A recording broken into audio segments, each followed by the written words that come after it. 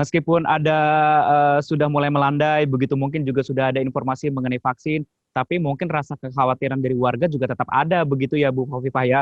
Ada koordinasi tidak Bu? Bagaimana koordinasi dengan KPU mungkin agar partisipasi pemilih ini tidak menurun ataupun ada yang golput begitu tetap ikutin proses Ya, pilkada? bareng-bareng sih ya. Saya rasa kegotong royongan di Jawa Timur ini luar biasa. Bahkan sebagai bagian dari apresiasi kami ke KPU dan Bawaslu, kebetulan tanggal 12 kemarin itu baru HUT ke-75 Pemprov Jawa Timur, secara khusus itu kita kirim tumpeng ke KPU dan ke Bawaslu Jawa Timur. Bahkan tumpeng-tumpeng itu bersama dengan tumpeng yang kita kirim ke rumah sakit rujukan, itu didoakan dulu oleh 75 anak yatim. Jadi artinya kita sambung rasa, sambung hati, sambung doa. Sama mereka juga bekerja keras dan penuh resiko, terutama di lini paling bawah, maka kita bersama dalam doa, bersama dalam ikhtiar, dan bersama-sama juga membangun kewaspadaan. Apa harapannya Bu dengan kondisi ulang tahunnya Jawa Timur di masa pandemi ini? Ya, kita memperbanyak komunikasi dengan berbagai elemen karena hari ini berbeda dengan tahun-tahun yang lalu. Bagaimana produktivitas kita ini terjaga, kita melihat bahwa pertumbuhan ekonomi kita secara nasional maupun provinsi se-Jawa juga mengalami kontraksi. Kita tetap mensyukuri bahwa kontraksi di Jawa Timur terendah di antara provinsi se-Jawa. Ada PHK di antara seluruh provinsi se-Jawa dan PHK terendah ternyata Jawa Timur.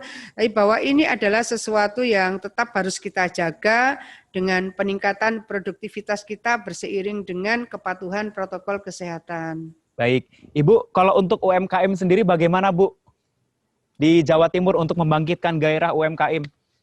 Ya, UMKM di Jawa Timur itu jumlahnya 9,78 juta. Kontribusinya 54% PDRB Jawa Timur itu dari UMKM. Nah, sekarang ini kita ingin menggerakkan UMKM dengan berbagai support dari pusat maupun dari Pemprov sendiri. Di pusat ini yang sudah cair 1,1 juta Banpres PUM. A 2,4 juta, ini sifatnya hibah. Maka proses pendistribusian dari Banpres PUM selain langsung dari bank-bank himbara, saya bersama instansi vertikal juga turun langsung memastikan bahwa Banpres PUM sudah sampai dan bisa menggerakkan ekonomi di lini paling bawah. Yang kedua juga kita menyiapkan PUSPA, program usaha perempuan, pemberdayaan usaha perempuan ini dari Pemprov A 2,5 juta, sifatnya juga hibah.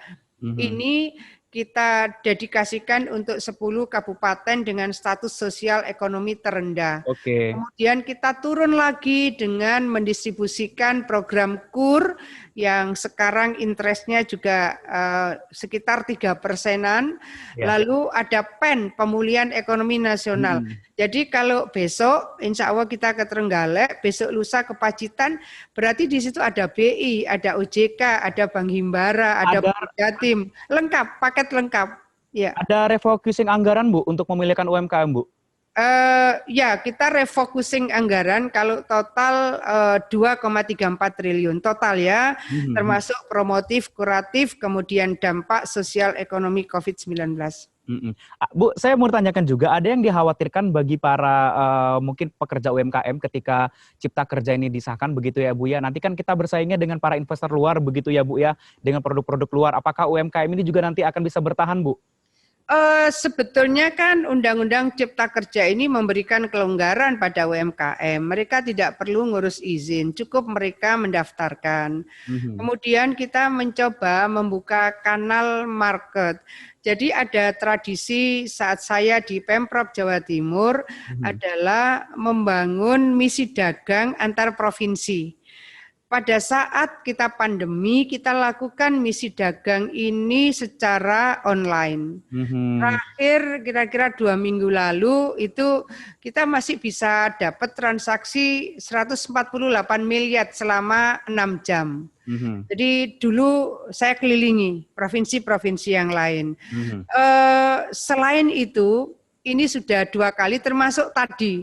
Tadi jam 9 kita ini adalah inisiatif BI yang kedua kalinya di masa pandemi COVID ini. Ini adalah terobosan baru dari BI Jawa Timur yang hari ini sedang melakukan expo secara virtual. UMKM Virtual Expo adalah Karsidenan Madiun. Jadi mulai Pacitan, Magetan, Kabupaten Kota Madiun, Ngawi, dan Ponorogo.